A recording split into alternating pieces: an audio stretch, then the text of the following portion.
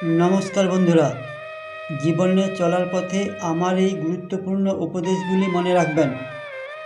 অন্যের উপকার করে প্রতিদানে কখনো কিছু আশা করবেন না, কারণ উপকৃত মানুষ প্রতিদানে কিছু ফেরত দেবেন তার কোনো নিশ্চয়তা নেই। কিন্তু ভগবান ঠিকই ফিরিয়ে দেন, সেটা সঠিক সময়ে। তাই সব কিছুতেই ভগবানের উপর ভরসা রাখুন। আপনি যতই মানুষের ভালো করুন, প্রশংসা পাবেন কেবল শেষ যাত্রায়। তাই অন্যের কথায় কান ভারী না করে আপনি আপনার কর্ম করুন।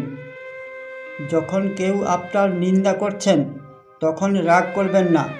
মনে রাখবেন আপনি তার থেকে অনেক এগিয়ে। তারা আপনার মোকাবিলা করতে পারছেন না, তাই নিন্দা করে আপনাকে পেছনোর চেষ্টা করছেন।